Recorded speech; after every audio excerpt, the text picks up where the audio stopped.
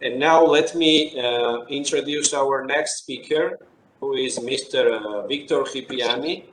Mr. Qifიანი is a prominent lawyer, but despite his legal practice, Mr. Qifიანი is a founder of the Georgian think tank, GeoCase, which is working on issues of foreign policy, security policy, domestic political developments, and is one of the places where the most important political developments which happen in and around Georgia are discussed in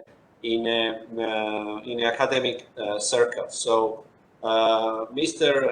it is a pleasure to have you today, and floor is yours. So we would like to see your perception of the integration process from civil society perspective. Where do you see the role of Georgia's civil society contributing to this idea of Georgia's European and Euro-Atlantic integration? Please. Mr. Pereira, thank you for this kind introduction, and thank you to the NATO's mission and to the Ambassador Dolidze personally for inviting me to speak. It's my pleasure to be with you and joining you at this session.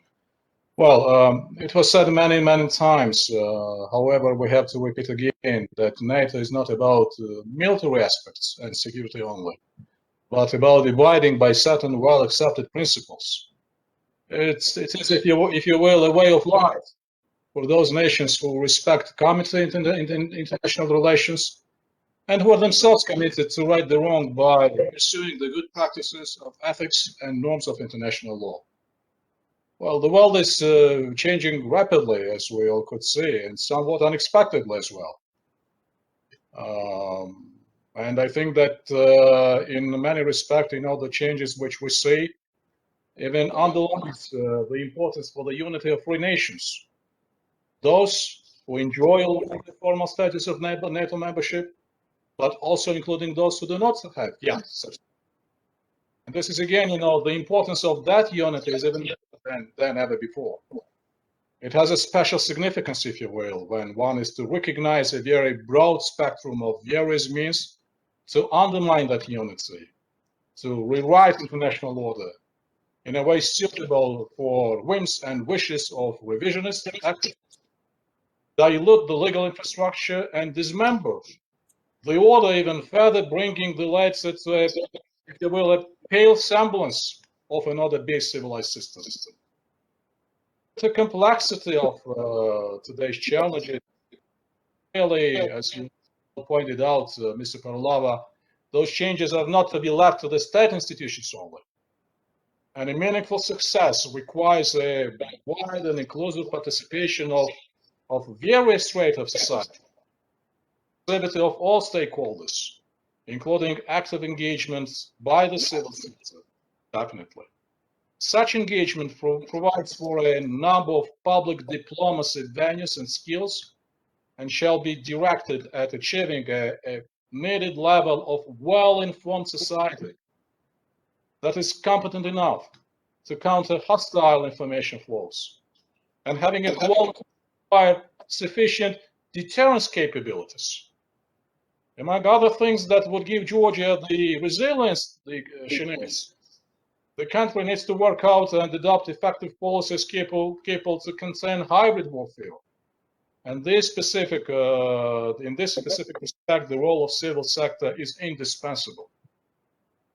Well, we at GeoCase are contributing to the process with our share of responsibility, and thank you very much indeed, for the introduction. Practically speaking, as the Georgian think tank in all possible respects, we're actively participating both with providing with an insight on Georgian Euro-Atlantic integration, but also we're doing our best to exercise real and tangible impact on the policy and decision-making process on PLCN. Various analysis, online discussions, recommending to state efforts on course of actions, training courses, to name but few, each taken separately or in their entirety, they speak for the true meaning of the public diplomacy role. It is very clear that this work is not about thinking only, but doing as well. And the latter, from my perspective, is very sort of, natural and a very organic extension of any analytical and intellectual exercise.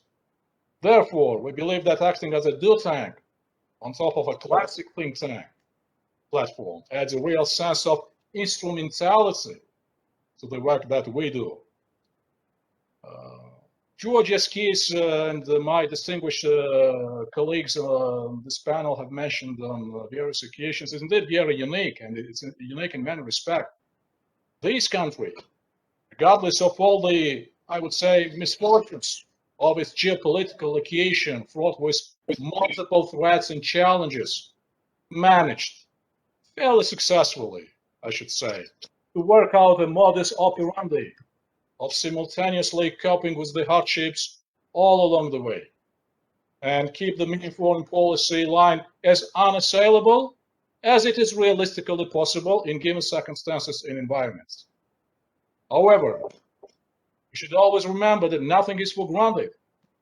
Sustainability of the integration process requires equal dynamics, both by Tbilisi and NATO, moving to each other. Undoubtedly, there is a meaningful progress in the process.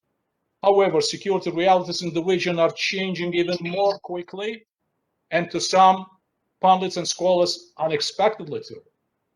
Those rapid and unwelcome changes make us to know that if we are genuinely resolute, and sure we are, but if we are resolute to consummate the integration in every possible meaning, a qualitatively new level of vigor, courage, speed, and creativity are to be introduced now and here.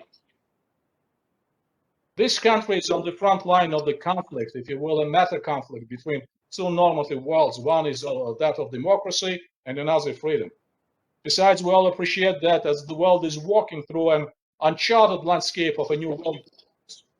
The world politics, which is, let us be very honest, is primarily tilted to preeminence of realism over idealism, then promises anew without solid and timely substance will deepen even further the regional crisis, aggravate the so-called frozen conflicts, invite rich states and regimes to undertake future transgressions, violation of the boundaries of international law and order. So, therefore, I believe that Georgia's progress is a litmus test for the United States, the European Union, and NATO when it comes to the region. And it's not accidental that Tbilisi is regularly praised as a valuable and key partner in the region. More than any of our neighbors, we strive to be a democracy and a place of safety for our people and our allies as well. And that is very important. These goals have the full support and the consensus, which is readily identifiable among the country's political mainstream elites as well at the grassroots level. To conclude the brief observations, and reusing a small part of one of history's most famous statements, the blood, sweat, and tears that Georgia has shed its monumental struggle to maintain a freedom of choice must be finally recognized at their true value. Well, we often hear that Georgia punches well above your weight. My question is that this greatest pain is not to suffer, but suffering in being. So thank you very much indeed for your time, and thank you again for inviting to speak. Thank you.